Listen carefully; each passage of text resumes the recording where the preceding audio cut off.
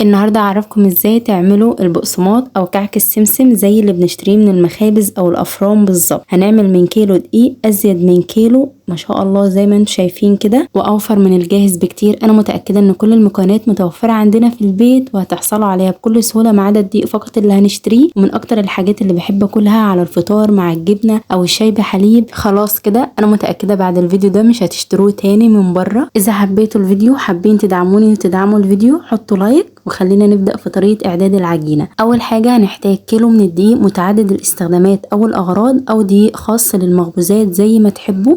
المهم يكون في نسبة جلوتين تكون مختلفة عن الكيك، يعني يكون خاص بالمخبوزات. وهنحتاج كمان 3/4 كوباية من الزيت النباتي، ونص معلقة معيارية من الملح أو معلقة ممسوحة اللي هي معلقة الشاي العادية.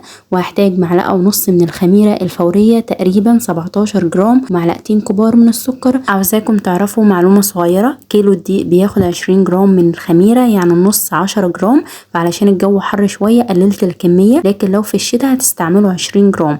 وهنحتاج مية دافية للعجن. اول خطوة مهمة بالنسبة لي، انا بعتبرها من الخطوات المهمة في المعجنات، ان احنا نختبر الخميرة او جودتها.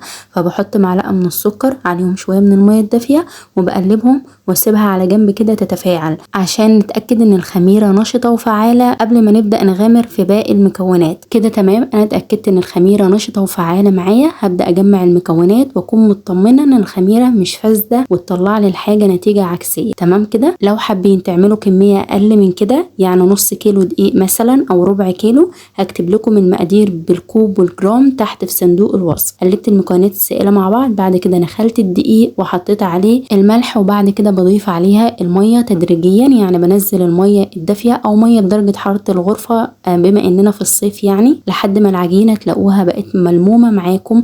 وما تزودوش كمية المية كلها علشان ممكن تحتاج منكم دقيق، لان الدقيق بيختلف من نوع للتاني في شربه للسوائل. اول ما تحسوا ان العجينة بقت ملمومة في الطبق، بتبدأوا تقسموها 2 علشان تقدروا تمدوا فيها وتبقى العجينة ناعمة وملساء زي العجانة ما بتعملها بالظبط. يعني لو متوفر عندكم عجانة ممكن تعملوا الكمية فيها وهتريحوا دماغكم، بس الناس اللي مش متوفر عندها تقدر تعملها بكل سهولة على ايديها. ولو ملاحظين انا بحط شوية من الدقيق علشان خاطر لقيت العجينة بتلزق شوية، فانا مش عاوزاها تلزق في ايدينا، لازم تكون متماسكة وناعمة وطرية كده معانا، ما تكونش صلبة. فهمتوا ازاي؟ هو ده قوام العجينة النهائي. دلوقتي هنسيب العجينة تخمر شوية او ترتاح، هنسيبها على السطح او الرخامة اللي احنا هنشتغل عليه، ما نحطهاش في طبق او في حاجة علشان تخمر، لا انا عاوزاها تكون مبططة كده على الرخامة. هسيبها حوالي 30 دقيقة او 20 دقيقة على ما نحضر باقي الخطوات. هنحتاج اساسي للبقسماط السمسم. انا احتجت للكمية اللي انا عملتها كوباية وربع تقريبا، حطيت عليهم 3 معالق من المية، والمية اساسية. وهنسيبها على جنب اللي هي تنتفخ شوية، وحبيبات السمسم تلاقوها كده شربت المية وانتفخت حبة صغيرين. وهقول لكم بعد شوية ايه الفرق ما بين السمسم ان احنا نسيبه كده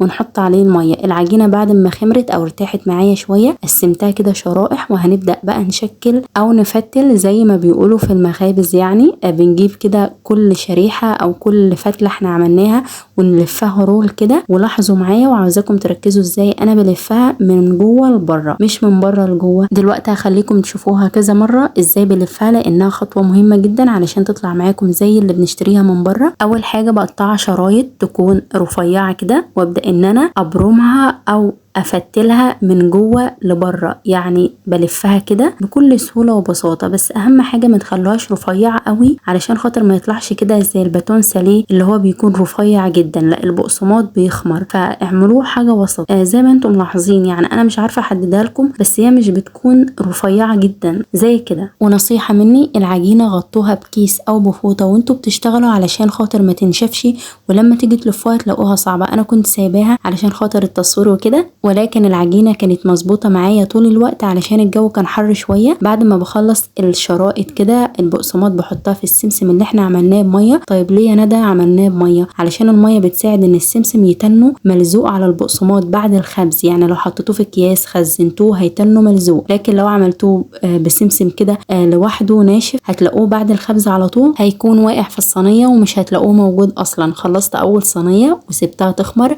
على جنب كده حوالي نص ساعة او 40 دقيقة على حسب حرارة الجو. يعني المهم هينتفخ وهتلاقوه اتضاعف في الحجم بعد كده بغطيه واسيبه يخمر حوالي 30 دقيقة على ما نحضر في تشكيل الصاج التاني.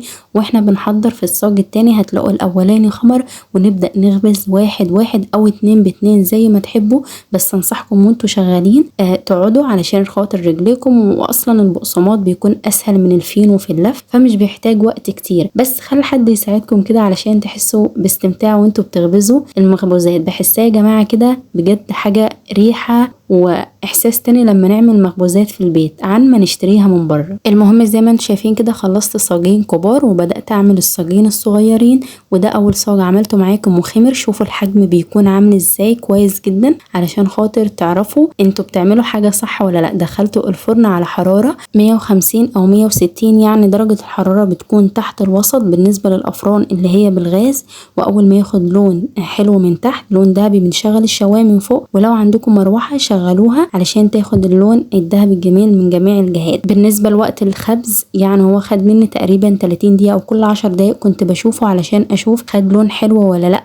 بعد ما دخلت الصواني كلها ورا بعض بخبز الاول بدخل التاني، وهكذا بقى لحد ما اخلص كل الكميه. وما شاء الله تبارك الرحمن يا جماعه، شوفوا المنظر عامل ازاي. انا متاكده انكم لو جربتوه بالطريقه دي هتدعولي، لان بجد كان قالب ريحه البيت، مخبوزات محمصه كده واحلى من الجاهز. يعني اللي كلوه قالوا ان البقسماط خفيف جدا ومش بيقطم ويوجع السنان زي اللي بنشتريه. في اوقات بنشتري بقسماط بيكون ناشف شويه، لكن لو جربتوه بالطريقه دي انا متاكده ان هو يطلع معاكم خفيف وتاكلوه كده مع كوبايه الشاي بحليب او مع الجبنه. صدقوني هتدعولي. ومش ملتزمين تعملوا كل الكميه دي زي ما قلت لكم، هسيبها لكم في صندوق الوصف. وبالنسبه للتكلفه يا جماعه انا هكتبها لكم في صندوق الوصف. اشوفكم على خير في فيديوهات تانية. باي باي.